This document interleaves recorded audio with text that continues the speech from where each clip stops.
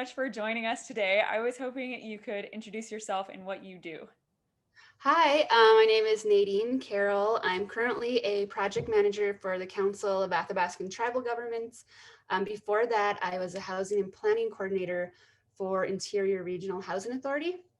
And my role there was to work with our housing clients and also the tribes that we served under our TDHE in developing their projects and finding funding for their housing projects.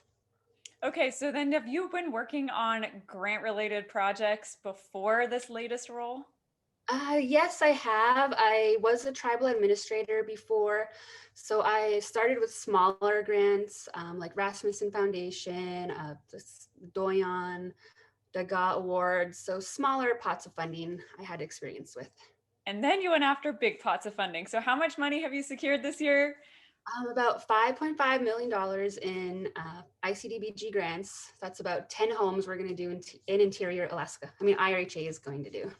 So and for anyone that doesn't know the acronym, Yeah, in Indian Community Development Block Grant. that's right. So 5.5 million is so outrageously awesome. Congratulations on pulling those through. Those are competitive. Thank you. So I think had you just submitted those or you were preparing to submit them when we did a workshop together in February? I just submitted those and then we had the workshop. Nice. So what would you say were some takeaways in terms of things you've now, you were proud that you did, or things that you've done differently now that you've learned a few tricks or more tricks into the trade? Yeah, so I was proud that they used to hire they had a grant writing firm they contracted, and reading those applications that they submitted, it was clear it was just boilerplate. They copied and pasted each tribe. Some things weren't really changed or tailored to the tribe, and they didn't really know our tribes. So what I'm proud of is that being from the interior, I knew each community, and so I made it specific to those needs of the community. And after your training, my takeaway was I like the idea of inserting pictures. Like I didn't even think of that. Mm-hmm. So I did that for my next imminent threat grant. I put pictures in there, using more of the American Community Survey data and census data. I did for the ICDBGs, but just to be more intentional with it. So those are some takeaways that I had. That's nice. Totally. So those imminent threat grants, were those related to CARES Act funding that was out in June? Yeah, yeah, Okay. the $100 million first come first serve. And you landed some of those too, right? Yeah, we got four of them. One for Stevens Village, one for Circle, Grayling, and Tanacross. So So awesome. Okay. So then how often, I know a lot of people get stuck on the project budgets. mhm. So what was your role in these? Were you pretty much putting the budgets together for these applications, or how did it No, go? I left. So we had a construction department, or IRHA does, and they prepare budgets all the time. So I just said, hey, I need a budget for this, and they would send it to me. And Perfect. what I would do is I would have our finance director fill out the cost summary form for me because he's a numbers guy. And Perfect. then so my role was just getting the budget and creating the narrative to go with it. Now, I know sometimes these projects are still kind of early in an ideation phase. So Mhm. what role have you played to kind of move them along further in the project planning process so that they're actually funding ready? Yeah. So what we do, we reach out to tribes, see what they like, see what they want to do with their Nahaza funds or what kind of funding they want to pursue, like Title VI loans or grants. Some already have plans from their community plans, or they're just ideas. And so my role would be kind of facilitating between the tribe and the construction and planning departments at IRHA. So the idea or the plan comes to life, and we get the budget, we get the rendering, the drawings, and so we kind of go back and forth between the tribe and our organization until we come up with a product that the tribe wants. And so from there we seek funding. A lot of these tribes, they only get like minimal Nahaza funds each year, so they have to save years and years just to do like one home. So a lot of them pursue grants, and they have this in mind. We put it out to them just to keep it, back of their mind. A lot of the communities have a plan, like some want to do 10 houses in 10 years. So we just do our best to facilitate that, seek funding, make it a reality. Yeah, totally. So what's the project or I guess the life cycle and when you start working with a community in a project and when that grant is turned in? I'm curious what that time frame looks like, and maybe it's not the same for every project, but if you could just kind of give that picture. Okay, so yes, some tribes, they know what they want. They let us know right away we want to pursue this funding.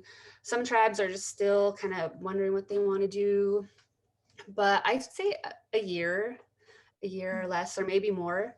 I've seen projects start from one idea and to the time they actually break ground, it's like a year or a year and a half later. So, Yeah, totally. Okay, so but then like the phase that you're planning it and doing the actual grant writing work, like how long is it from when you start an application to when you would submit it typically? okay, so we do have tribes that or had tribes that we know that they pursued funding before or they have them in mind. So I would reach out to them before like it comes out, or if I know the grant is coming out soon, say, hey, do you guys want to pursue this? I know you had a project you wanted to do that didn't get funded last time. We could still try again. So we get a lot of those tribes that come back to us. And then we also get new tribes that say, hey, we want to do this. Let's build a house. So the construction guys are pretty good at getting budgets. They'll spit them out right away. Such a But great thing to have in your yeah, team. but so the biggest issues that we run into is the site control and the environmental review. Yep. Yeah, so those are the two things. I mean, once it goes down, those out of the way, pretty not I wouldn't say fast, but at least 3 months, I would say. Okay, nice. That's helpful. Just 'Cause I think, getting together. right. Yeah, cool. Okay, well, what bit of advice Yeah, would you offer? sometimes I have to just try my hardest. The advice I would offer is pay attention to all the details. Look at the rating factors, make sure your application has everything in there with the most points. You're detailed. I think I said that. Yeah, just hit all your points and get everything in there. I would say, Yep, and make sure exactly. your plan is thought out. Yeah. So do you print your funding guidelines and have them by you when you're going through your proposal? No, I don't. I should. Oh, you mean NOFA? Yeah. Yes. Oh, yeah. I have it right next to me. I mark it up, highlight it. It's right there. So when I'm writing each section, I look at it and I make sure that I'm hitting the points in there. So it's right beside me.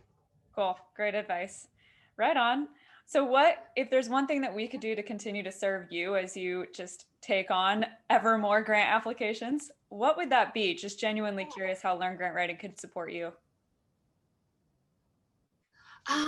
So right now I'm working on an IHB competitive grant. So that's new, where it's the TDHE applying on behalf of the tribes, and it can include multiple projects and multiple communities. So right now I'm just trying, I could use help in how I could include all, because you need the data for each community and just kind of how to put that into one cohesive application where it's logical and we break it down. So that's kind of the area that I could use help in right now. Yeah, that makes sense. Like how to take something really nebulous and complex. Like, are there some sort of exercises that we could go through that would make it so your thesis or your argument is as strong as it could be, but it's a good question. So we'll look into it.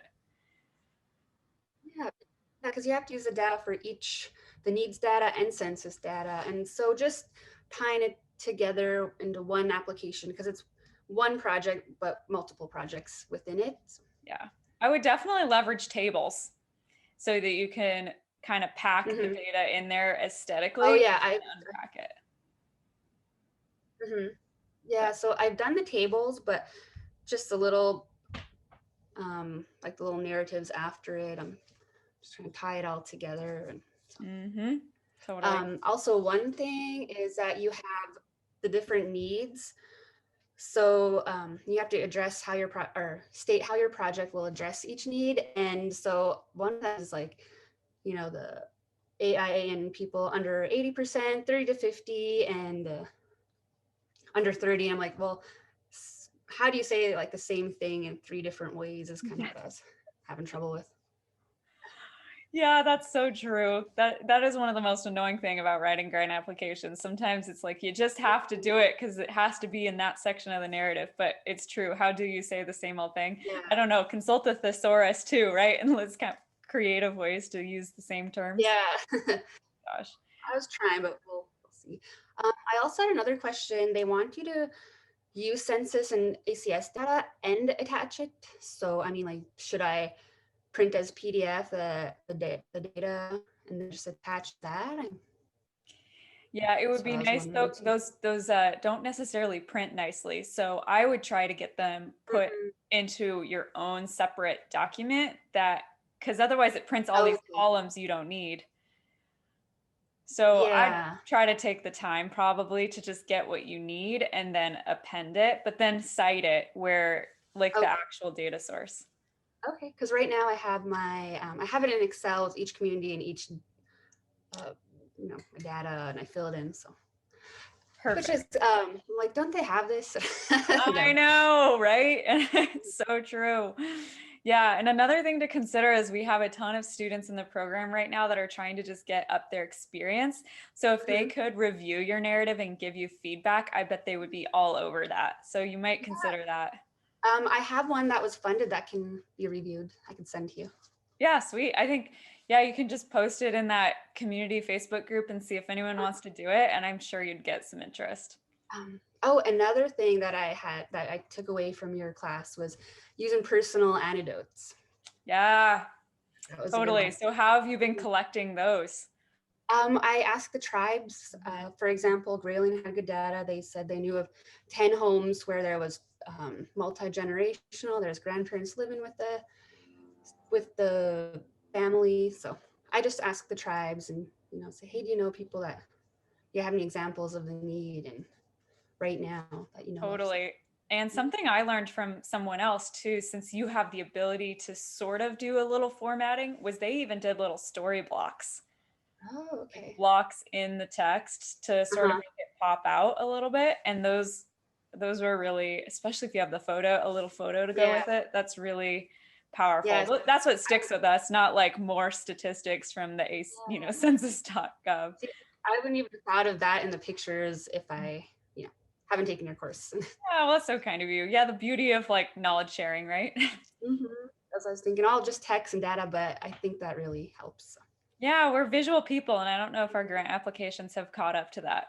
Yeah. Maybe someday our applications will be videos, but not yet. Mhm. Oh, Cool. I Well, like. thank you.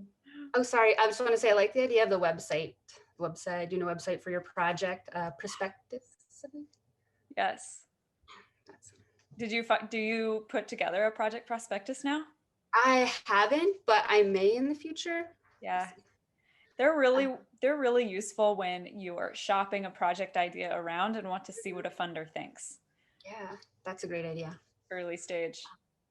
So I may reach out to you in the future because right now the program I run is funded by the Department of Education, a youth Hmm. demo grant, and we're looking for another one. I have not done any Department of Education grants. So, Ooh, yes, that is a nice lateral move. mhm. Potentially not just housing grants, but education ones. That's exciting.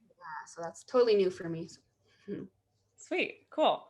Right on. Well, thank you for taking the time to share. Is there anything else you'd want to offer up in terms of for other people that are debating if they should get formally educated in grant writing? just start with experience, start small, work your way up. Definitely read through the NOFA like at least 4 or 5 times. What I like to do is create my own checklist. I look through everything and say, okay, I need this, this, and this. I have someone else look at my checklist. Did I miss anything?